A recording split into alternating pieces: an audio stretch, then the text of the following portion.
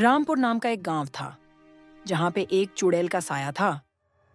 हर रात को एक चुड़ैल आती और गांव में किसी भी घर का दरवाजा खटखटाती। घर पर कोई है? दरवाजा खोलो, मुझे भूख लगी है, कुछ खाने को दे दो। अगर कोई दरवाजा खोलता तो वह चुड़ैल उसे उठाकर ले जाती। अरे अरे अरे चुड़ैल छोड़ दे मुझे, अरे गांव वालों कोई बचाओ मुझे। फिर सुबह होने पर गांव में चर्चा होती कि इस चुड़ैल से कैसे बचा जाए। तभी सोनू अपने मित्र गोलू और मोलू से बात करता है। मित्र, क्यों न हम मिलकर इस चुड़ैल को पकड़ें? अरे नहीं मित्र, वह चुड़ैल बहुत खतरनाक है, हमें उससे दूर ही रहना चाहिए। विश्वास करो मित्र, हम उसे पकड़ लेंगे, फिर गांव में भी हमारा नाम हो जाएगा। थोड़ा समय सोचने के बाद गोलू और मोलू दोनों भाई सोनू की बात मान जाते हैं। फिर रात होने पर तीनों मित्र एक पेड़ के पीछे छुप जाते हैं। तभी वहाँ चुड़ैल एक घर की तरफ जा रही होती है। आज मुझे बहुत भूख लगी है, किसी के घर पर जाती हूँ। अगर दरवाजा खुला तो पूरे घर के लोगों को खा जाऊंगी। फिर वह चुड़ैल एक घर पर रुक जाती है। घर पर कोई है? दरवाजा खोलो, मुझे भूख लगी है, कुछ खाने को दे दो। मित्र देखो, यह वही चुड़ैल है जो हमारे गांव के लोगों को उठा कर ले जाती है। चलो आज हम इसको इसकी नानी याद दिलाते हैं। तभी तीनों मित्र चुड़ैल को पकड़ने के लिए एक साथ उसकी तरफ भागते हैं। अरे ये क्या, ये 3 शिकार मेरी तरफ ही आ रहे हैं। वाह, आज तो मेरा पेट अच्छे से भर जाएगा। वे तीनों मित्र तो उस चुड़ैल को पकड़ने के लिए भाग रहे होते हैं, लेकिन चुड़ैल बड़ी ताकतवर होती है।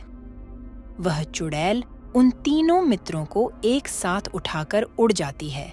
अगली सुबह गांव में सोनू, गोलू और मोलू की पत्नियां अपने पति को खोने के गम में रो रही होती हैं। अरे भाई, तुमने सुना? कल रात सोनू, गोलू और मोनू उस चोर को पकड़ने के लिए गए थे, लेकिन वह चुड़ैल इतनी शक्तिशाली है कि तीनों को एक बार में उठाकर ले गई। भाई साहब, मुझे तो डर लग रहा है। धीरे धीरे कुछ समय बाद हमारे गांव से सभी लोगों को वह चुड़ैल उठाकर ले जाएगी। अरे तुमको घबराने की कोई जरूरत नहीं है। हम अपने गांव के स्वामी जी के पास चलते हैं, वे हमें जरूर कोई उपाय बताएंगे। हे महामुनि, कुछ समय से हमारे गांव में एक चुड़ैल आ रही है, बहुत ही शक्तिशाली है। कल रात हमारे गांव के 3 लोगों को एक साथ उठा कर ले गई। महामुनि, कृपया हमें इस चुड़ैल से छुटकारा पाने के लिए कोई समाधान दीजिए। आपको यह नहीं पूछना चाहिए कि उस चुड़ैल को कैसे भगाया जाए, बल्कि पहले यह पूछना चाहिए कि वह ऐसा क्यों कर रही है। जी स्वामी जी, हमें बताइए, वह ऐसा क्यों कर रही है? इसके लिए तुम और तुम्हारे गांव वाले ही जिम्मेदार हैं। वह कैसे स्वामी जी? याद करो, लगभग 10 साल पहले जंगल से भटकती हुई एक भूखी प्यासी औरत तुम्हारे गांव पहुंची। वह खाना मांगने तुम्हारे घर आई, लेकिन तुमने लात मारकर उसका अपमान किया और वहां से भगा दिया। इसी तरह वह पूरे गांव में भोजन की तलाश में भटकती रही, परंतु किसी ने उसकी लाचारी को न समझा और गांव से भगा दिया। उसी रात वह औरत जंगल में भूखी प्यासी मर गई और एक चुड़ैल बन गई। इसीलिए अब वह तुम्हारे गांव के लोगों को उठाकर जंगल में ले जाती है और खा जाती है।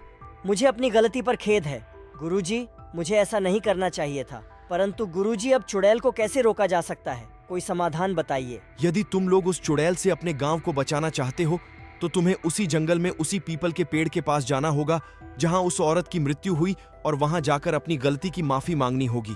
महामुनि की इस बात को गांव वाले मान जाते हैं और जंगल में उस पीपल के पेड़ के पास पहुंच जाते हैं।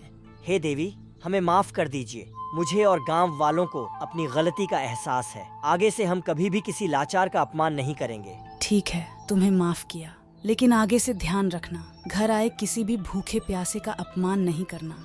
इतना बोलकर वह चुड़ैल गायब हो जाती है। हमारे चैनल को सब्सक्राइब करें और कमेंट में बताएं। अगर आपको यह कहानी अच्छी लगी तो आगे भी हम इस तरह की और कहानी लाएंगे।